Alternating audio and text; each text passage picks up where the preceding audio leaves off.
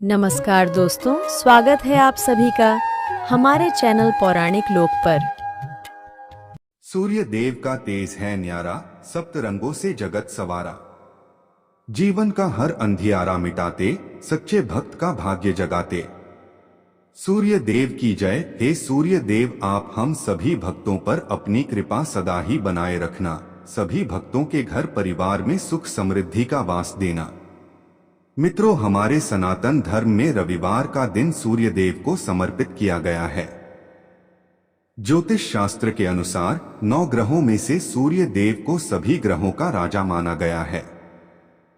सूर्य देव की पूजा आराधना करने से कुंडली के सभी दोष दूर हो जाते हैं और साथ ही सूर्य देव का आशीर्वाद भी प्राप्त होता है। कुंडली में सूर्य यदि मजबूत अवस्था में हो तो व्यक्ति को समाज में मान सम्मान और सुख समृद्धि की प्राप्ति होती है। कहा जाता है कि जो भी भक्त रविवार के दिन सूर्य देव की पूजा आराधना करता है और उनकी इस कथा का श्रवण करता है, भगवान सूर्य देव उस व्यक्ति पर सदा ही अपनी कृपा बनाए रखते हैं। तो चलिए मित्रों, नवग्रहों के स्वामी सूर्य देव को प्रणाम करते हुए सुनते हैं रविवार के दिन सूर्य देव की पौराणिक कथा। आशा करते हैं आप कथा को पूरे सच्चे मन से श्रवण करेंगे और कथा शुरू होने से पहले सूर्य देव की जय जरूर कहे। मित्रों, प्राचीन समय की बात है। एक गांव में एक बुढ़िया रहती थी। उसके पास बहुत धन नहीं था, लेकिन वह संतुष्ट और खुशहाल जीवन जीती थी। वह नियमित रूप से प्रत्येक रविवार का व्रत किया करती थी। इसी प्रकार वह हर रविवार को व्रत करती और सुबह जल्दी उठकर स्नान आदि से निवृत्त होकर अपने घर के आंगन को गोबर से लीपकर साफ सुथरा करती थी। यह उसकी आदत थी कि वह सुबह सूर्योदय से पहले उठकर अपने घर को सजाती और भगवान सूर्य देव की आराधना करती थी। सूर्य देव की पूजा के बाद वह व्रत कथा सुनती और सूर्य देव को भोग लगाती। वह दिन में केवल एक बार भोजन करती थी और बाकी दिन पूजा पाठ में ही बिताती थी। सूर्य भगवान की अनुकंपा से बुढ़िया को किसी प्रकार की चिंता एवं किसी भी प्रकार का कोई कष्ट नहीं था एवं उसका जीवन सुखमय था। उसकी भक्ति इतनी सच्ची थी कि वह सभी प्रकार के सांसारिक दुखों से दूर थी।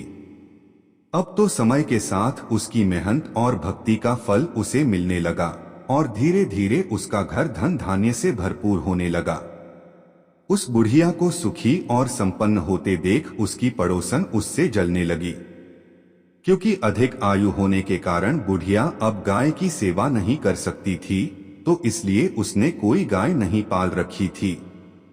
असल में बुढ़िया अपनी पड़ोसन के आंगन में बंधी गाय का गोबर घर लीपने के लिए ले आती थी, ताकि वह अपने घर को साफ सुथरा कर सके और पूजा कर सके। बुढ़िया की संपन्नता देख उसकी पड़ोसन को उससे जलन होने लगी थी।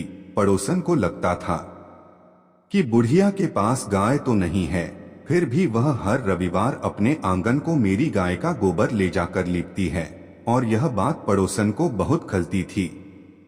एक रविवार को पड़ोसन ने अपनी गाय को घर के भीतर बांध लिया ताकि बुढ़िया को गोबर न मिले। बुढ़िया को इस बात का अंदाजा नहीं था। जब उसने देखा कि गोबर नहीं है तो वह निराश हो गई और अपने आंगन को लीप नहीं पाई। उसने उस दिन सूर्य देव की पूजा नहीं की और भोग भी नहीं लगाया। बुढ़िया पूरे दिन उपवास में रही और भूखी प्यासी सो गई।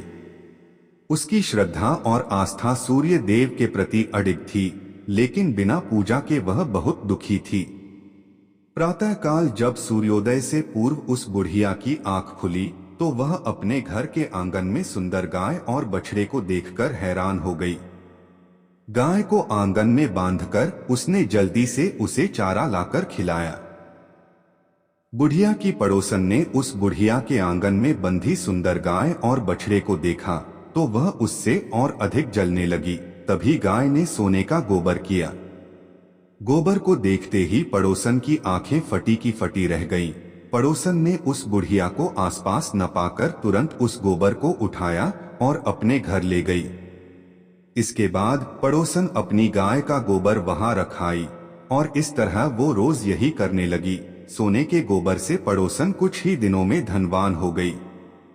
गाय प्रतिदिन सूर्योदय से पूर्व सोने का गोबर किया करती थी और बुढ़िया के उठने के पहले पड़ोसन उस गोबर को उठाकर अपने घर ले जाती थी। और बहुत दिनों तक बुढ़िया को सोने के गोबर के बारे में कुछ पता ही नहीं चला। बुढ़िया इसी तरह हर रविवार को भगवान सूर्य देव का व्रत करती रही और कथा सुनती रही। लेकिन जब एक दिन सूर्य भगवान को जब पड़ोसन की चालाकी का पता चला तो उन्होंने तेज आंधी चलाई। आंधी का प्रकोप देखकर बुढ़िया ने गाय को घर के भीतर बांध दिया। जब सुबह उठकर बुढ़िया ने सोने का गोबर देखा तो उसे बहुत आश्चर्य हुआ। उस दिन के बाद से बुढ़िया गाय को घर के भीतर बांधने लगी। सोने के गोबर से बुढ़िया कुछ ही दिन में बहुत ही अधिक धनी हो गई। उस बुढ़िया के धनी होने से पड़ोसन बुरी तरह जल भुनकर राख हो गई और उसने अपने पति को समझा बुझाकर नगर के राजा के पास भेज दिया। सुंदर गाय को देखकर राजा बहुत खुश हुआ। उसने गाय को महल में ही रखवा लिया। सुबह जब राजा ने सोने का गोबर देखा तो उसके आश्चर्य का ठिकाना न रहा। अब तो बुढ़िया सूर्य देव से अपनी गाय वापस पाने के लिए प्रार्थना करने लगी। सूर्य भगवान को भूखी प्यासी बुढ़िया को इस तरह प्रार्थना करते देख उस पर बहुत करुणा और दया आई। उसी रात सूर्य भगवान ने राजा को स्वप्न में कहा, राजन, बुढ़िया की गाय व बछड़ा तुरंत लौटा दो, नहीं तो तुम पर विपत्तियों का पहाड़ टूट पड़ेगा, तुम्हारा महल नष्ट हो जाएगा। सूर्य भगवान के स्वप्न से बुरी तरह भयभीत राजा ने प्रातः उठते ही गाय और बछड़ा बुढ़िया को लौटा दिया। साथ ही राजा ने बहुत सा धन देकर बुढ़िया से अपनी गलती के लिए क्षमा मांगी। राजा ने पड़ोसन और उसके पति को उनकी इस दुष्टता के लिए दंड दिया। फिर राजा ने पूरे राज्य में घोषणा कराई कि सभी स्त्री पुरुष रविवार का व्रत किया करें।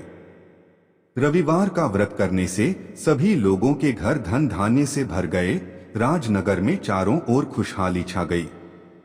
स्त्री पुरुष सुखी जीवन यापन करने लगे तथा सभी लोगों के शारीरिक कष्ट भी दूर हो गए। मित्रों, पहली कथा समाप्त हुई। बोलिए सूर्य भगवान की जय। जय जय सूर्य देव। अब सुनते हैं सूर्य देव की दूसरी कथा। प्राचीन समय की बात है। संतपुरा नगर में एक निर्धन ब्राह्मण रहता था। वह सूर्य देव का अनन्य भक्त था। ब्राह्मण संसार के सुख दुख से परे केवल सूर्य देव की आराधना में लीन रहता था। वह हर रोज सुबह सबसे पहले नहाता और सूर्य भगवान की पूजा करता था। उसके बाद अन्य काम किया करता था। उसकी भक्ति इतनी गहरी थी कि उसकी सुबह की पहली किरण और शाम की अंतिम पूजा सूर्य भगवान को समर्पित होती थी। लेकिन भक्ति के इस मार्ग ने उसे संसार के कठोर सत्य गरीबी से दूर नहीं किया। उसकी झोपड़ी टूटी फूटी थी और पेट भरने के लिए घर में एक समय का भोजन भी नहीं हो पाता था। उसकी पत्नी रोज उसे ताने देती, दिन भर पूजा करते हो लेकिन घर में चूल्हा जलाने को अन्न तक नहीं होता है। भला कहीं भक्ति से पेट भरता है तो क्या ही बात होती। ब्राह्मण हर रोज अपनी पत्नी की बातें सुनता लेकिन अपनी भक्ति से डिगता नहीं था। पड़ोसी भी उसे निकम्मा कहकर अपमानित करते थे। कोई कहता, सारा दिन इधर उधर घूमता है, जैसे कोई बड़ा तपस्वी हो। इन तानों और उपेक्षा ने उसके मन को गहराई तक आहत कर दिया। एक दिन उसने निर्णय लिया कि अब इस संसार को छोड़कर केवल सूर्य भगवान की शरण में जाऊंगा। एक दिन ब्राह्मण ने सुबह जल्दी उठकर स्नान किया, पूजा की सामग्री ली और जंगल की ओर चल पड़ा।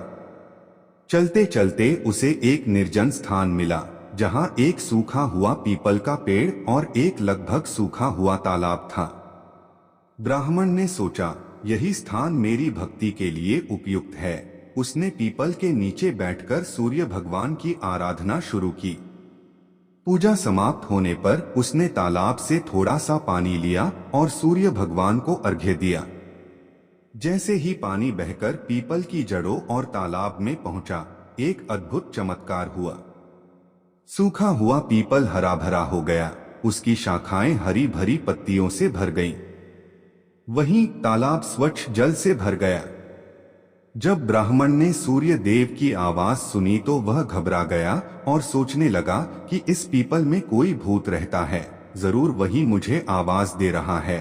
और ब्राह्मण बिना कुछ कहे वहां से लौट गया। अब तो हर रोज जब ब्राह्मण पूजा करता तभी उस तालाब से आवाज आने लगती। रोज यह सुन सुनकर वो चिंतित होकर दुबला होने लगा। ब्राह्मण की पत्नी कभी कभी उससे मिलने जंगल में जाती थी। एक दिन उसने अपने पति से पूछा, आप दिन पर दिन दुबले हुए जा रहे हैं। उसने अपनी पत्नी को सारी घटना कह सुनाई। उसकी पत्नी, जो सामान्यतः उसे ताने देती थी, इस बार अपने पति की बात सुनकर गंभीर हो गई। उसने कहा, यह कोई भूत प्रेत नहीं है, यह स्वयं सूर्य भगवान हैं, जो तुम्हारी भक्ति से प्रसन्न होकर तुम्हें वरदान देना चाहते हैं। ब्राह्मण ने चिंतित होकर पूछा, लेकिन मैं उनसे क्या मांगू? मेरी मांग छोटी हो तो जीवन भर पछतावा रहेगा, और अगर मैं कुछ भूल गया तो? पत्नी ने मुस्कुराते हुए कहा, तुम्हें उनसे यह मांगनी चाहिए कि नौखंड के महल में सोने के पालने में अपने पोते को झूलते हुए अपनी आंखों से देख सको। इससे तुम्हें धन, संतान, सुख और दीर्घायु सब कुछ मिल जाएगा। अगले दिन ब्राह्मण ने उसी स्थान पर जाकर सूर्य भगवान की पूजा की। पूजा के अंत में सूर्य भगवान फिर प्रकट हुए और बोले, हे ब्राह्मण, अब बोलो तुम्हारी क्या इच्छा है? ब्राह्मण ने साहस बटोरकर वही शब्द कहे जो उसकी पत्नी ने सिखाए थे। सूर्य भगवान मुस्कुराए और बोले, तथास्तु, तुम्हारी मनोकामना पूरी होगी। जब ब्राह्मण घर लौटा तो उसने देखा कि उसकी टूटी फूटी झोपड़ी की जगह एक विशाल और भव्य महल खड़ा था। महल के चारों ओर दास दासियां कार्य कर रही थीं। अंदर से उसकी पत्नी सुंदर वस्त्रों और आभूषणों से सजी हुई बाहर आई और बोली, स्वामी, यह सब आपकी भक्ति का फल है। सूर्य भगवान ने आपकी मनोकामना पूरी कर दी। ब्राह्मण ने विस्मित होकर पूछा, इतना धन लेकर हम करेंगे क्या? पत्नी ने उत्तर दिया, हम इसे धर्म और परोपकार के कार्य में लगाएंगे। यज्ञ, हवन और दान पुण्य से ही इस धन का सही उपयोग होगा। और इस प्रकार से ब्राह्मण की ख्याति शीघ्र ही नगर भर में फैल गई। जब राजा को इस बात का पता चला तो उसने ब्राह्मण को अपने दरबार में बुलाया और पूछा, कल तक तो तुम्हारे पास खाने को अन्न नहीं था, आज यह वैभव कहां से आ गया? क्या तुमने चोरी की है? डर के कारण ब्राह्मण ने पूरी घटना विस्तार से राजा को बताई। राजा ने कहा, क्या सूर्य देव मेरी मनोकामना भी पूरी करेंगे? मेरे पास सब कुछ है, परंतु संतान सुख से वंचित हूं। ब्राह्मण ने राजा को सूर्य भगवान की आराधना की विधि बताई और राजा ने पूरे नियम और श्रद्धा से सूर्य भगवान की पूजा की। कुछ ही समय बाद सूर्य भगवान ने राजा को एक तेजस्वी पुत्र का आशीर्वाद दिया और इस प्रकार से सभी लोग सुखपूर्वक जीवन व्यतीत करने लगे। मित्रों, इस कथा से हमें यह सीख मिलती है कि सच्ची भक्ति में अद्भुत शक्ति होती है। भक्ति का मार्ग कठिन अवश्य है, परंतु यदि श्रद्धा और समर्पण सच्चा हो तो ईश्वर की कृपा से असंभव भी संभव हो सकता है। ब्राह्मण की निष्ठा और विश्वास ने न केवल उसे सुख समृद्धि प्रदान की, बल्कि संसार को यह संदेश भी दिया कि धर्म और परोपकार से ही सच्चा जीवन संभव है। कथा समाप्त हुई। बोलिए मित्रों, सूर्य नारायण भगवान की जय। अब सुनते हैं अंतिम कथा। एक समय की बात है जब सूर्य नारायण भगवान अपनी पत्नी रानी संज्ञा के साथ सुखमय जीवन बिता रहे थे। एक दिन रानी संज्ञा के मायके से संदेश आया कि उन्हें अपने पीहर आकर कुछ समय बिताना चाहिए। रानी संज्ञा का मायके जाने का मन नहीं था, लेकिन सूर्य भगवान ने उन्हें समझाया और आग्रह किया कि वह मायके जाएं। उन्होंने वादा किया कि वह उनके लिए बहुत सारी सुंदर और उपयोगी वस्तुएं भेजेंगे और इस तरह से रानी संज्ञा मायके चली गईं। कुछ समय बाद सूर्य भगवान ने उनके लिए कई वस्तुएं भेजी, जिनमें चौपड़, पासा, पचेटा, आती डोरा और मिठाइयां थीं। उन्होंने इन वस्तुओं को बड़े प्यार से भेजा ताकि रानी संज्ञा खुश हो सकें। रानी संज्ञा की भाभियां स्वभाव से चंचल और मजाकिया थीं। उन्होंने सूर्य भगवान द्वारा भेजे गए इन उपहारों के डिब्बों को खोला और सारा सामान निकालकर उनकी जगह कंकड़, पत्थर और कांटे भर दिए और फिर उन्होंने डिब्बों को वैसे ही बंद कर दिया जैसा उन्हें मिला था। जब रानी संज्ञा ने इन डिब्बों को खोला और उनमें से सामान निकालने के लिए हाथ डाला तो उनके हाथ में कांटे चुभ गए। उनकी भाभियां यह देख जोर जोर से हंसने लगीं। यह देखकर रानी संज्ञा को बहुत गुस्सा आया, लेकिन वह कुछ कह नहीं पाई। कुछ समय बाद सूर्य भगवान रानी संज्ञा को वापस लेने आए, लेकिन जब रानी संज्ञा ससुराल लौट आईं, तो उन्होंने सूर्य भगवान से बात करना बंद कर दिया। यहाँ तक कि वह अपनी सासू माँ और अन्य परिजनों से भी कोई बात नहीं करती थीं। अब तो सूर्य भगवान को यह बात बहुत अजीब लगने लगी। उन्होंने अपनी माँ से पूछा, माताजी, क्या रानी संज्ञा आपसे बात करती हैं? उनकी माँ ने कहा, नहीं बेटा, जब से वह मायके से लौटी हैं, उन्होंने किसी से बात नहीं की। सूर्य भगवान को यह चिंता का विषय लगा। उन्होंने अपनी माँ से कहा, आज आप उनसे कहिए कि घर में साल यानी चावल की बोरी रखी है, उससे चावल निकालें, लेकिन ध्यान रखें कि एक भी चावल टूटना नहीं चाहिए। जब रानी संज्ञा को यह काम बताया गया तो वह और अधिक दुखी हो गई और उन्होंने अकेले में बैठकर रोना शुरू कर दिया। फिर वह छत पर गईं और चिड़ियों को पुकारने लगी। उन्होंने चिड़ियों से कहा, मैंने हमेशा तुम्हें दाना डाला है, अब मेरी मदद करो और इन चावलों को छील दो। चिड़ियों ने उनकी पुकार सुनी और सभी चावल छीलकर उड़ गईं। सायंकाल में सूर्य भगवान ने अपनी माँ से फिर पूछा, माताजी, रानी संज्ञा ने कुछ कहा? माँ ने जवाब दिया, नहीं बेटा, वह कुछ नहीं बोली। सूर्य भगवान ने कहा, अब आप उनसे कहिए कि 108 छेद वाली मटकियों में पानी भरें। जब रानी संज्ञा को यह काम बताया गया तो वह तालाब के पास जाकर बैठ गईं और वहीं रोने लगीं। उनकी हालत देखकर मेंढकियां उनके पास आईं और पूछा, आप क्यों रो रही हैं? रानी संज्ञा ने कहा, मेरी सासू माँ ने 108 छेद वाली मटकियों में पानी भरने को कहा है, बताओ इनमें पानी कैसे टिकेगा? मेंढकियों ने कहा, आप चिंता मत करो, हम छेदों पर चिपक जाएंगी, फिर आप आराम से मटकियां भर लेना। यह सुनकर रानी संज्ञा को थोड़ा सुकून मिला। मेंढकियों ने अपनी बात रखी और रानी संज्ञा ने आसानी से मटकियों को पानी से भर दिया। उस दिन भी सूर्य भगवान ने अपनी माँ से पूछा, माताजी, रानी संज्ञा ने कुछ कहा? माँ ने जवाब दिया, नहीं बेटा, वह अभी भी चुप हैं। सूर्य भगवान ने कहा, अब आप उनसे कहिए कि बाग में उनकी मासी जी आई हैं, उनसे मिलने जाएं। और उनसे यह भी कहिए कि जिस तरफ धागे बिखरे हैं उस तरफ जाएं। अगले दिन सूर्य भगवान एक महिला का रूप धारण करके बाग में बैठ गए। उन्होंने घूंघट डाल रखा था और धीरे धीरे रोने लगे। जब रानी संज्ञा वहां आई तो उन्होंने उस महिला को रोते देखा तो रानी संज्ञा ने पूछा, तुम क्यों रो रही हो? क्या कोई मुसीबत है? सूर्य भगवान महिला के स्वर में बोले, आपकी मुसीबत के सामने मेरी मुसीबत कुछ नहीं है। यह सुनकर रानी संज्ञा फूट फूट कर रोने लगी। उन्होंने कहा, मैं अपने मायके नहीं जाना चाहती थी, फिर भी उन्होंने मुझे जबरदस्ती भेज दिया।